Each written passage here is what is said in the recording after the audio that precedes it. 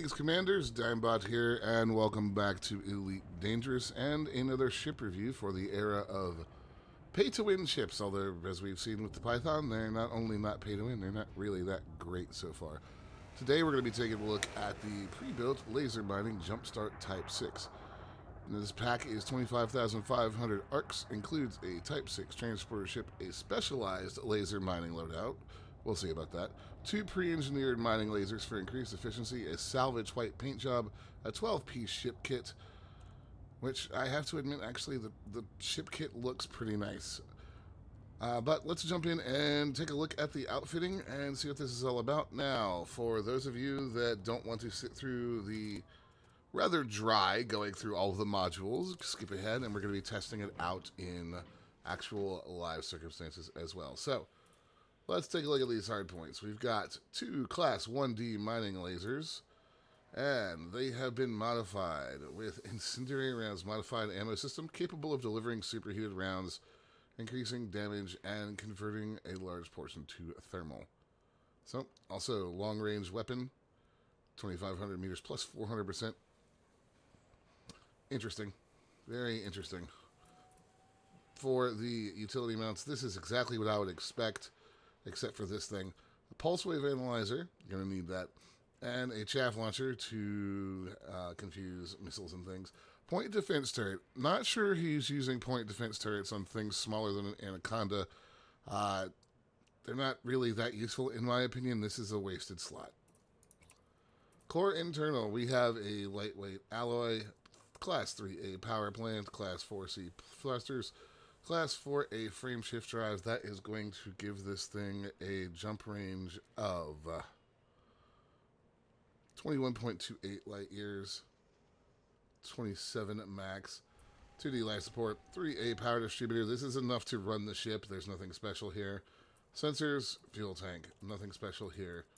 Optional internals, we have a cargo rack 32, another 32, a 16, a bi-weave shield generator. This is fine. It's a Type 6 transporter. It's not a combat vessel.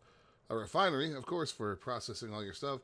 A detailed service scanner, controller limpets, prospector limpets rather, collector limpets, and an advanced planetary approach suite. As with the Python Mark II, this thing does not have a fuel scoop. So if you want to travel anywhere, you're going to need to knock something off here in order to add the fuel scoop to it. In this case, I'd probably get rid of the detailed surface scanner because you're not really exploring in this thing, you're mining. So, again, as with the Python Mark II, it seems like a fairly bog standard, very middle of the road ship. It's not going to handle that great because it's Type 6, but that's to be expected. It has okay shields, 121. Okay, hull, 324. Again, it's a Type 6 fitted for mining. So, that being said, let's get it into space. There happen to be several mining sites near here, and we will go have a look and see exactly how this thing handles in the role that Frontier is marketing it for. Alright guys, here we are in a tritium hotspot. I'm going to hit this with the pulse wave scanner real quick. So, it looks like we have a candidate here.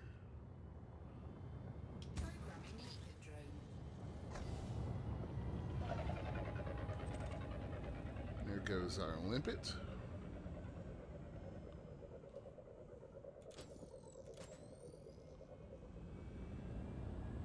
Let's see what we got. Tritium, liquid ox. Well, we're not necessarily here to make a lot of money. We're here to test to see how this thing does.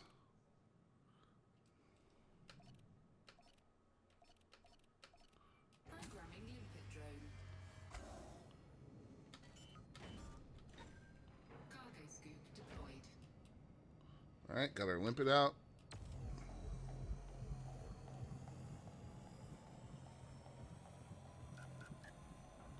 Warning, temperature critical.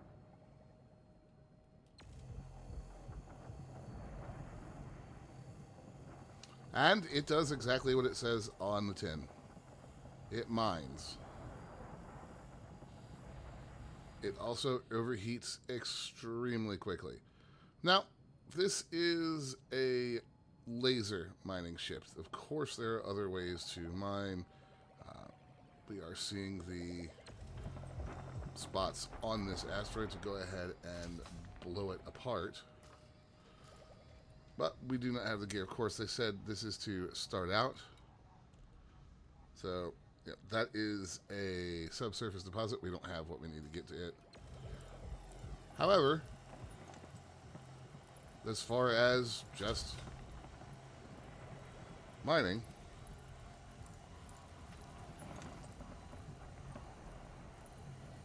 it's doing exactly what they promised it would do. You can see our prospector limpet right there. Now, of course, we're running with a single collector limpet right now. You could upgrade that and have more than one running at once. If we look at our context right here, we are generating quite the mass of stuff out here. But, yeah, just in terms of doing very, very basic mining, this thing will absolutely do what they claim it will do, and it will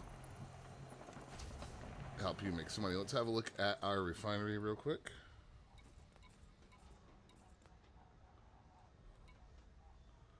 Very nearly to some tritium.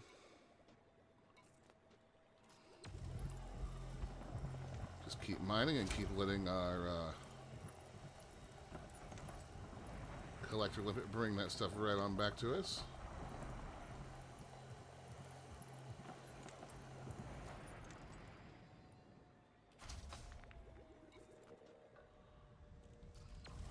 Not the most glamorous or exciting career in the world, but it is a way that you can make some credits if you want to. So I would say that, again, as with the Python Mark II, it does what it says it's going to do. It is clearly a starter ship. You would want to upgrade and move on from it pretty quickly, but it will get you started.